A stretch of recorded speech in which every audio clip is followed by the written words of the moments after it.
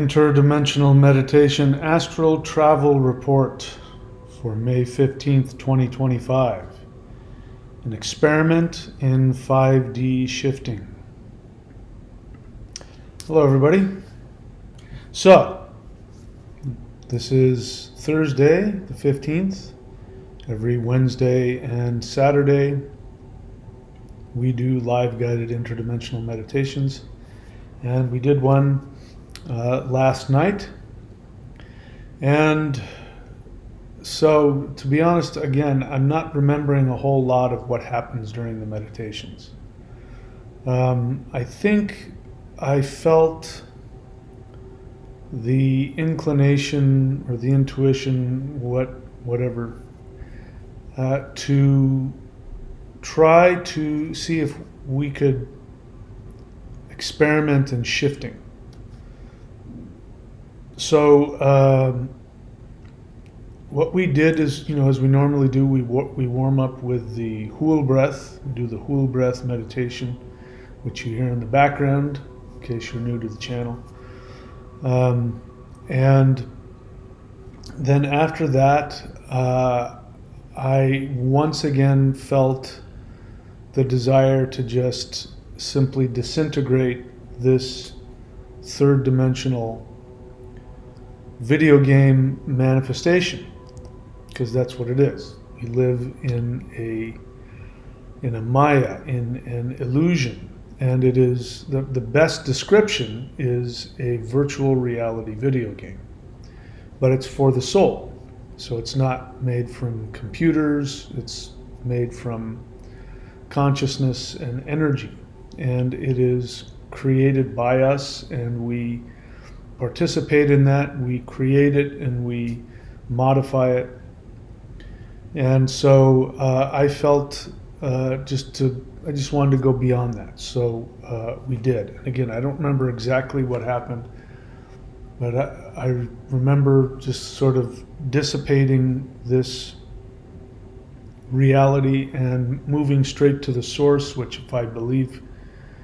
if I remember correctly, I believe was moving straight into energy, which then moved into a light. And as always, there was a being there, a being to communicate with, so we communicated with a being. I don't remember, I think something along the lines of this being's going to give you a word or a phrase. Okay, that's what it was. And that was going to be something that you could focus on. I also focused at some point, I think maybe even before this, we focused on the light within. And so the idea was that we became aware that this light, as we went closer and deeper into it, and we became aware once again that this was what people would call God, the source, that was actually within us, that we were that light, each of us individually. And so the idea was to put that light in, to feel it. I remember working towards, because I was feeling it. I was feeling a very powerful energy in my chest, my solar plexus area. Those are two different things, by the way. Chest is here, solar plexus is right beneath where the ribs come up, and then the navel. A lot of people conflate the navel with the solar plexus. They'll call the navel the solar plexus, and it's not. The solar plexus is right here where the ribs come up, just below the heart. The navel is its own thing. So that's where I was feeling the energy. And so the more that I focused on that light and that feeling, the stronger that it got. So the idea was, so this is what's creating everything. And if I remember correctly, I believe we moved into an experiment. That's what it was for me. I don't think I called it that, but that's what it was. We moved into an experiment where we became aware that we were creating everything that was around us. Everything that we see, everything that we interact with, that was a creation of that light within that is projecting that out. And then we went to destroy that, to deconstruct it and bring it back to emptiness, pure emptiness again. Emptiness meaning it's not empty in the normal understanding. It's empty because there's so much power that it hasn't been manifested in a specific way, which reduces its energy, by the way. So if you want to have something that has pure power, then you have to take away the limitations. So this world, when we collapse it into a 3D reality, it loses a lot of its energy.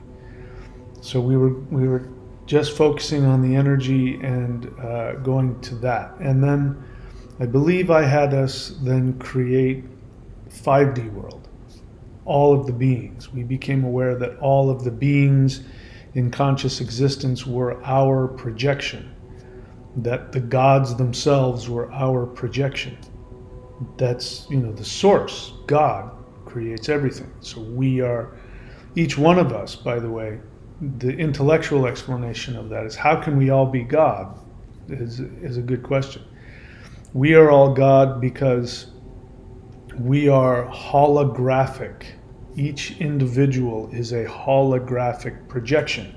So if you know anything about holograms, it's not like a two-dimensional projection where it's just a piece of it or a shadow or side view. It's the entire thing being projected, in multi-dimensional form. So I am a third-dimensional holographic projection of the source of God, and so are you. So if you take that all the way back, you become God, then you realize you are all beings, and you are projecting yourself holographically into all these individuals. I'm using the word holographic for a reason, because a lot of people will say, we are fragments of God. We are, light refractions of God. And that assumes that we're a tiny piece, and that when we add up all the tiny pieces, you get the whole. And that's not what I'm saying. I'm saying that you are a holographic projection, meaning everything, the entire whole of the source is you. And if you follow yourself back, you will be all things.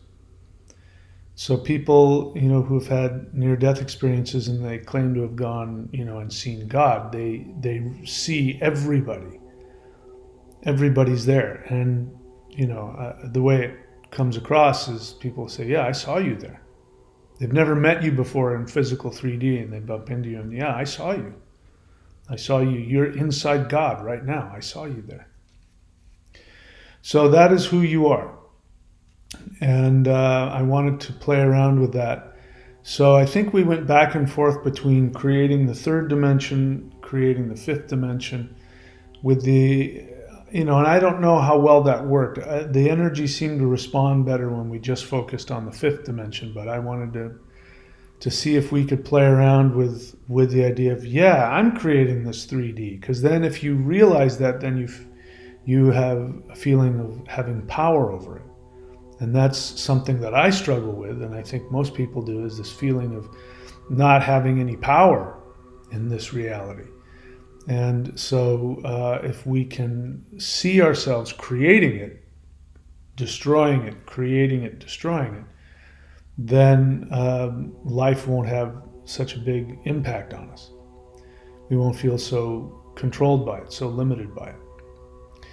But if I had to pick, I would say that in that experiment, I came to the conclusion for myself that just focusing on going forward and creating the new reality seemed to have a stronger impact.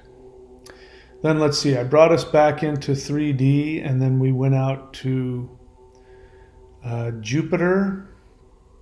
And this time, instead of gaining energy from Jupiter, my thought process was not, because after that, my feeling was I'm God. I felt very powerful and omnipotent. And my thought was, I want to shift this world. And so I want the power of Jupiter, which is the power of spirituality. So we went there and we chanted Thum, onto Jupiter and expanded its power. And then the Jupiterian beings, the priestly beings, and the energy of Jupiter itself then followed us back. At some point, I don't remember exactly when, we called all of the beings in the universe, all of the gods, all of the ETs, all of the light beings. We called them all to join us, and then we did something. We chanted Huar at Earth, I think. And then we went to 5D, and I can't remember what happened after that. And again, very deep into the meditation, I'm like, okay, I think I should end this. But the feeling isn't like the meditation doesn't want to end. It's like it could keep going. But at some point, I gotta stop the meditation, so I did. I wonder what would happen if I didn't stop the meditation. I don't know what would happen. I can't imagine where or how a scenario where I just kept meditating continuously for hours or days on end. Well, you're welcome to experiment and try. I'm not here to compete with anybody, so if you want to do it, go right ahead. And let us know how that happened. In any case, please put in the comments your remembrance, what you experienced. If I've missed anything in terms of what we did and where I led us, if you had a personal communication from any light being while you were doing that, please feel free to put that in the comments as well. And yeah, so I'm starting to think, I don't know, usually we get about 20 live people doing the meditation, and then there might be 100 or 200 views. Again, I'm flabbergasted as to how this channel gets so little. It's just amazing to me, the small amount of any case, but we only had 6 people that showed up, and not that it really matters how many, but if people aren't able to show up or aren't wanting to show up, then I have to start thinking about, is this helpful? So I'm wondering if I should reduce the meditations to once per week, and instead of a second meditation, maybe doing a live channeling session, or turning the meditation into pure CE5. By that, what I mean is, and I'm feeling some energy as I say that, so perhaps that's a better way to go. Maybe we'll do a meditation once a week, and then we'll do a CE5, which is, we've done this before where we go out and we actually ask a being to physically come into our reality. And the last time that we did that, I interact with these beings almost daily, so it's nothing new for me. But last time we did that, one came in and showed up, and it was a very powerful experience. And I want that for you. I don't need to repeat that. I enjoy it every time it happens, but it's not something that I need to experiment with and make happen anymore. But I want you to have it, especially if you don't have a connection with light beings. Listen, I'm going to say this. I hesitate saying this because what I don't want to do is I don't want to compete. I'm not trying to compete with anybody. As you know, it was never my intention to become a channeler. A channeler, psychic, whatever it is that I'm doing. There's so many new words being thrown around. That was never my intention. I never wanted that. In fact, I resisted it. The thought of it was, hokey and embarrassing to me.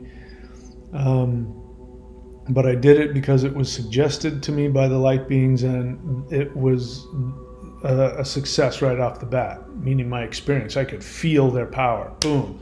They really wanted to communicate through me. and they continue to seem to want to keep communicating through me. So, and it's helping people. But I guess what I'm saying is that CE5, actual having physical, energetic interaction with a higher dimensional being, is so profound and so life-changing. And if you can continue to do that on a regular basis, I mean, I don't know anything that will be more empowering to break through the third dimensional understanding.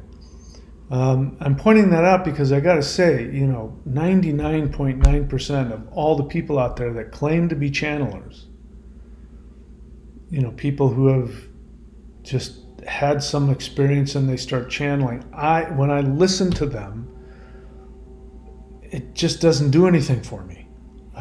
Either my BS meter is going off and saying this isn't real, or I get the sense that all that's really happening is they're tapping into their unconscious and their intuition, which is a meditative state, perhaps even going into their narcissistic delusions and fantasies.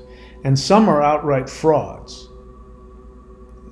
I'm just being honest, that's my take. And I say that it's surprising to me as somebody who now identifies as a channeler. And I'm not a psychic in the sense that I know stuff, but beings will tell me things about people that I didn't know anything about, and it turns out to be true. So I guess that goes under the realm of what a psychic does. So I guess my point is that I'm talking myself into making one of these meditations just a pure CE5, where we go out, we make contact, and we vector a light being back into our physical 3D experience. And so maybe we'll start doing that. I don't know. Anyway, the energy I'm feeling leads me to believe that perhaps that's a good place to go. So that's what we'll do. We'll do the meditations. Well, we'll see how it goes. We'll do the meditations once a week, and we'll do the CE5 another day, once a week, and then the other one. Anyway, I'm babbling and repeating myself, so I'll shut up now. Thank you, my friends. Put in the comments your experience, your thoughts, and we will take it from there. Please be very good to yourselves.